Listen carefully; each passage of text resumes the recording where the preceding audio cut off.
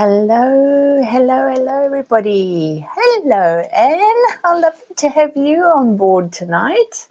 It's great. I hope you are doing well over in Germany. And this is, where are we? Tuesday, 6th of August, 7 p.m. So it's lovely having you all here this evening or morning or Monday, wherever you are. Do say hi, reach out, and if you're watching for the first time, please just say hello. It's always lovely for me to know that we've got people. I just realized I've got my wrong glasses on. Do you mind running quickly and getting my glasses for me, lovey, please? On my desk, I was just like, why am I not seeing my computer that clearly? I've got reading glasses, computer glasses, and then I've got glasses that I need for long distance, and I've got my long distance ones on, and things are not that clear. Thank you. I'll just pop them there. Excellent. So oh, that's better. Now I can see things. How is everyone? How are you? Are you watching the Olympics? How is everyone? So hope you're all well. So I'm going to, hi Mum, nice to see you, nice to see you. It was very cold here this morning, so I'm assuming it is going to be a cold day where you are too. Right, I'm going to pop over to my desk. We're going to do some watercoloring. I'm a little bit nervous about tonight's live because it's a very interesting technique that can go any which way, so we'll see how we go. We're gonna give it a go. All right, it's going to be some watercoloring. We're going to do a little bit of resistant embossing, but something different. Different in the sense, I'm looking cold. Yeah, I've got a scarf on. My craft room is cold at night because we don't have the wood burner. The heat doesn't get in here. So yeah, it has been a cold day. The fire's been going all night. All right, let me head over here.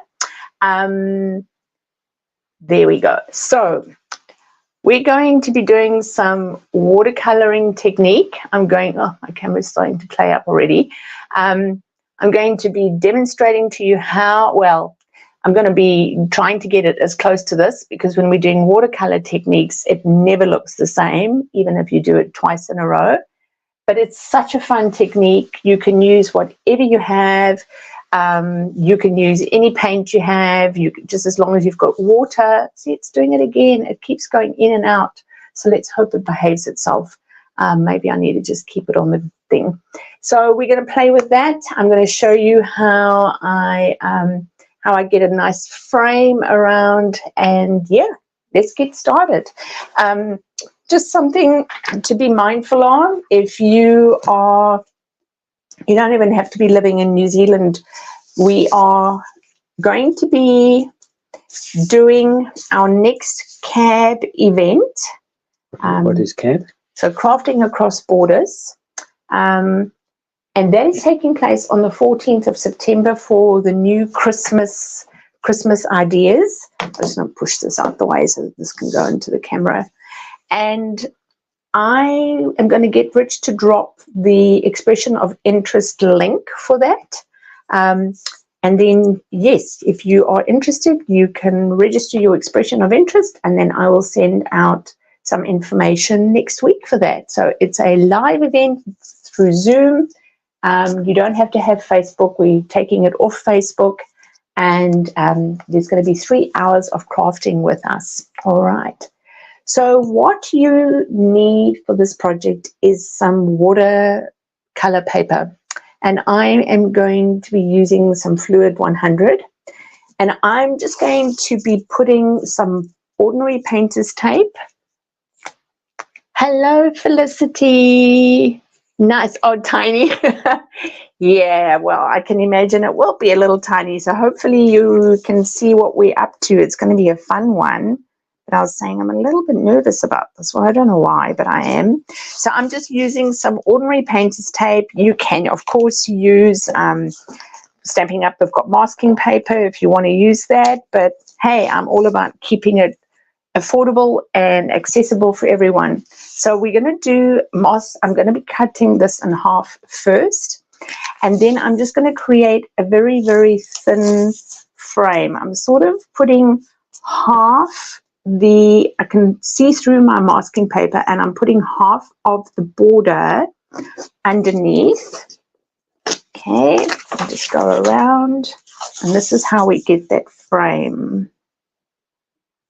Okay, now I've just got Rich putting all the information there for the Christmas crafting experience that will be happening on the 14th of September. Do let me know if my focus on my camera goes wonky. It was doing all kinds of weird things when I set up this afternoon or early evening. Okay, so I've got, there's my frame using my paper, masking paper. I'm going to use the, I want to, what do you call this? Horizontal landscape, that's the word. I want a landscape orientation for this. So we're going to start off with, I'm creating 2 landscape pictures at the same time. Now, the first thing we need to do is we need to create this resist emboss look. But I am not using Versamark for this. I am actually just going to use our ink, and I'm going to be using basic beige, and then immediately I'm going to sprinkle on my embossing powder and then heat set it.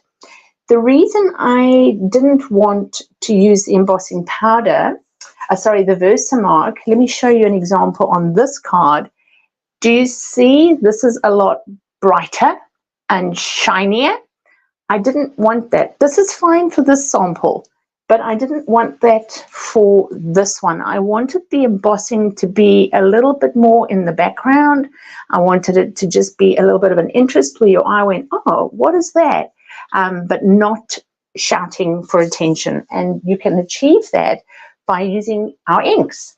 So I don't know, let's put it to the vote. I've got my retired, oh, no, that's not it. I've got my retired Quiet Meadow with this gorgeous script, which is what I used for the sample. Or else we could use the Lovely and Sweet script here. So which of those 2 shall we do? Shall we do the Lovely and Sweet script, or should I stick with the Quiet Meadow? So pop which your preference is, and then we can go from there. So we've either got the little one, yep, we've got this little one here, or we can go with Quiet Meadow. So just let me know which one would you like to watch. Just waiting to hear. Takes a little bit while we're waiting. Just a reminder, Rich has popped some links in there for you. The expression of interest is for the, well, it's not quite an online class, it's our Crafting Across Borders holiday event. Quiet Meadow, says Felicity. What are you opting for, Rich? You also going to go with Quiet Meadow? All right. Anyone else for Quiet Meadow? Going once. Mum's Quiet Meadow. Perfect. Yes. All right. We're going to go with Quiet Meadow. So I'm going to be using, I've put it on my block anyway, anticipating it would probably be the popular one. And I'm going to be using basic beige. Okay.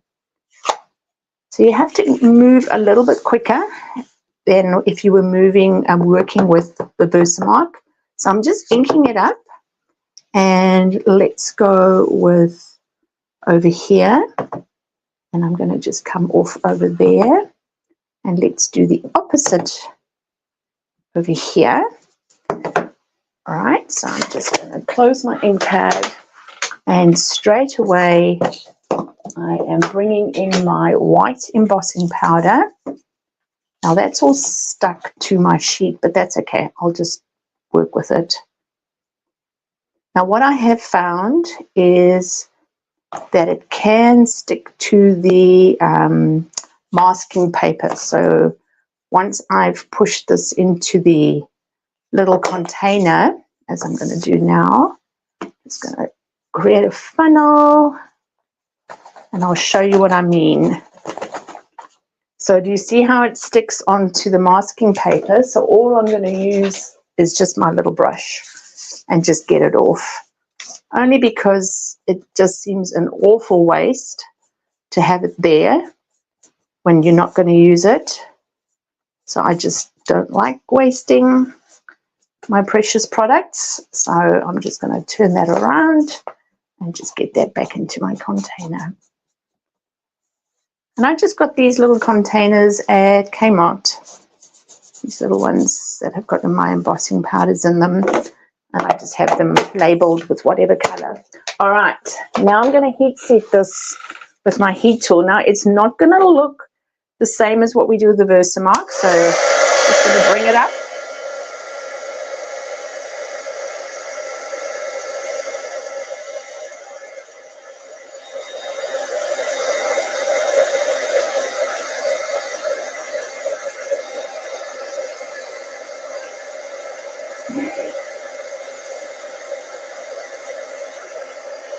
What you will notice is you can see the little the font changes. You're not going to get the same look as what you have with the Versamark. So you do just need to make sure that all of that plastic has melted.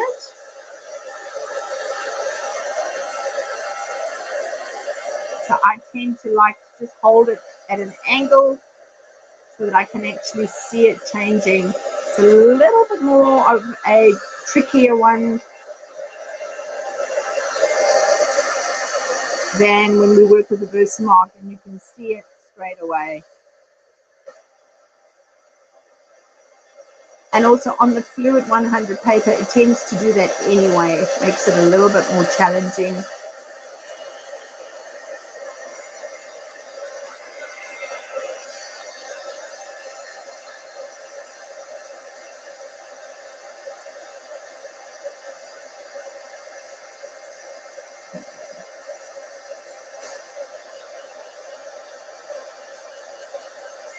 Cool. I do believe I've got it all. Excellent. All right, let's. That's not in focus. Okay, not in focus. It's a bit tricky to pick it up. There we go, that's better. There we go. You can see it's a little bit hard because it's a light color, so it's not that easy. Okay, so now we're going to start with our watercoloring. I'm going to use Old Olive. I'm using my water painter, but if you don't have a water painter, you don't have to use a water painter. I'm just going to squeeze my ink container so that I've got a green splotch there. And I'm just going to squeeze my water, because it's got a barrel with water, I'm just squeezing it and getting the water through. And I'm going to lightly spritz with some water. I'm just lightly spritzing onto my Fluid 100 paper so that when I bring in my ink, my watercolor, it's ready to accept it. And I'm just putting some green here and there. It's nothing, seriously, there's just, I can see that's a little bit too dry. So I'm just going to bring a little bit of more water there. All right, I'm just going to use a paper towel and just clean my brush. Set that one to the side. And I'm going to do exactly the same now with my Misty Moonlight. Maybe a bit more. All right, there seems to be a lot of ink on that one. Okay, squeeze. Is that all in the camera? Rich will tell me if it's not. I'm going to use the darker Misty Moonlight, and I'm going to come over that embossing. Because it's a bit darker, it picks it up a lot easier, and we will come back and just add a little bit more pigment. Okay, just if it runs, that's okay. Okay, just waiting to see what that does, and I'm just going to come in with that paper towel and just dry off a little bit. Setting that Misty Moonlight to the side, and I'm going to bring in some Summer Splash. I seem to be using Summer Splash a lot this week. It's interesting how some colors I don't touch for a while. Just letting that go.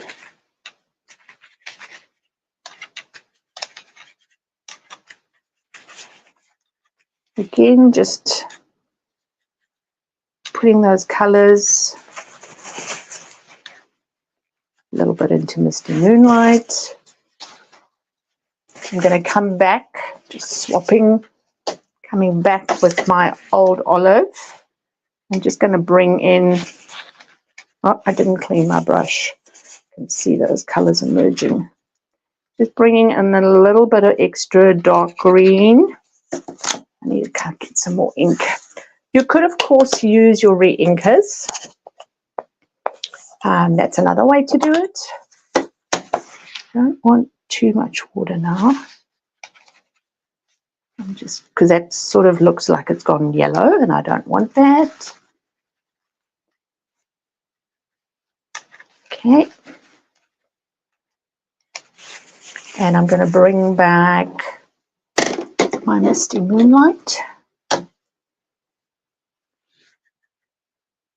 And come back. Oh, it's just pooling there. Let's just grab that. I really want it a bit darker. Cool. If you're not liking what you're seeing, it's watercolor. So just use your paper towel. Now, there's some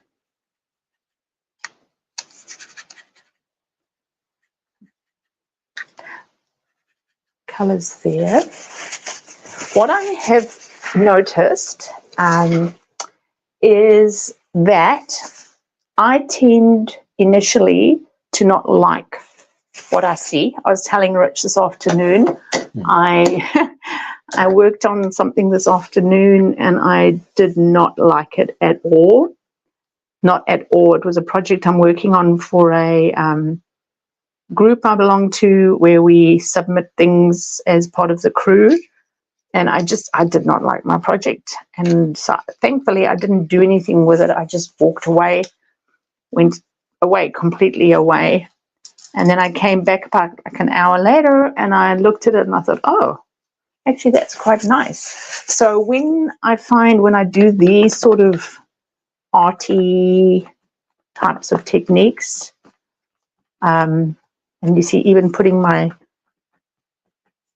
towel on, paper towel on, I'm starting to just lift that ink up a little bit and it's already looking, I just don't like these as solid. I don't think you can pick it up. There's a solid bit on the end there that I just want to get rid of. Okay, so I'm just gonna get rid of that. Okay, I'm going to actually leave that.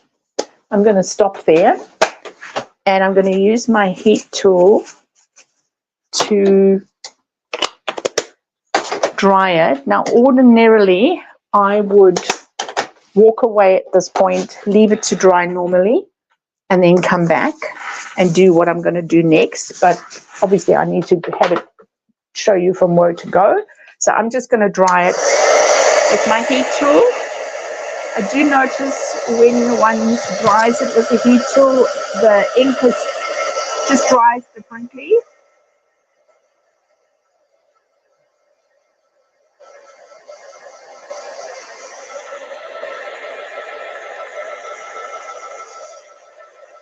As the pigment gets into the paper, I'm just going to turn it over.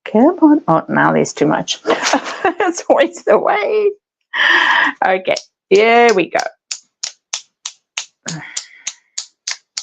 Now, because this paper is not, I just want to get a wipe so clean this off properly, is not 100% dry. It's probably going to sink into the Fluid 100. Yep, so I'll pop some butterflies on there. Yes, I don't know where Leslie is. We'll have to put an SOS out for her. I was chatting with her earlier in the week. Okay, so what I'm going to do now, I'm just making sure my hands are clean, is I'm going to pull off the borders. Now, I have prepared one, well, the other half of that one, so we can mount that one up together, because this white paint is going to need to dry overnight before I do anything with it. Let's just get that.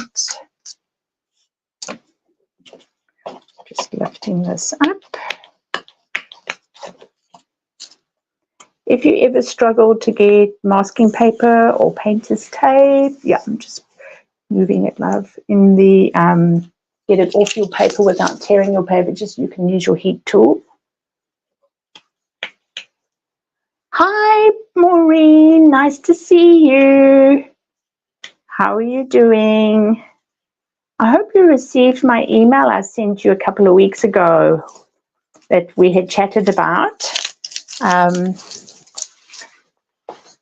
I popped that through for you as promised, so I hope you received that. So let me take away this grungy paper. So here is, see how much prettier that looks now? So there is the background we've created. Beautiful. With the watercolor. So just to run through, just put my masking paper in the middle, created the border, and then we did the watercolor background, stamped it with some mossy meadow and some Highland heather, and we did a resist with the basic beige and the white embossing powder. So because I've put those white dots on, those paint dots, this will need to sit overnight and dry properly. So I'm just going to set that to the side so that gets out the way.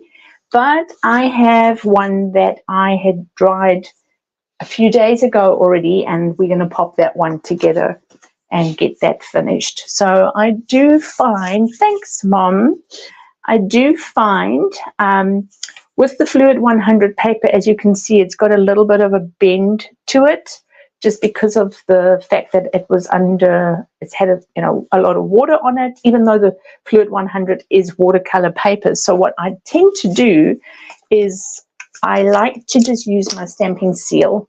I'm usually not a big fan of stamping seal, but on these occasions you could use tear and tape. It would do the same, have the same sort of sturdiness rather than the glue. I tend to use it, and I'm using the Summer Splash matte. I thought that just really picked up the Summer Splash in the watercolors. And then I'm going to put that onto my basic white. But I am really tempted. Excuse me, I got this brand new stamp set in the courier arrived today, my Keeping Tabs bundle, and I'm and eyeing, do I put a little tab in here? I mean, they are so pretty. I've got, I thought maybe that one, that could work, but that might be a bit big. I don't know, I need feedback. What do you think? Should I put a tab in, or do I do this little heart, or do I leave it plain? I was sorely tempted when I got it this afternoon. It says, for you, happy birthday, hello friend. I don't know. Do I? What do you think? What do you guys think? Should I put a tab on it? That's what it would look like. Let me just bring it up. That's what it would look like if I put that little tab. Do I do that? Or do I just leave it plain? Mum says. What do you think, Rich? Plain. Plain. What does anybody else think? Do I just leave it? I'm umming and ahhing. I need help. Yes, no.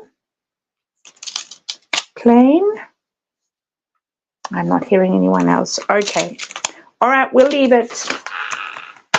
Okay, let's pop this on dimensionals then. I've got a couple of samples to show you. I've actually got the sample that I didn't like to show you at the end here of the one that I came back to.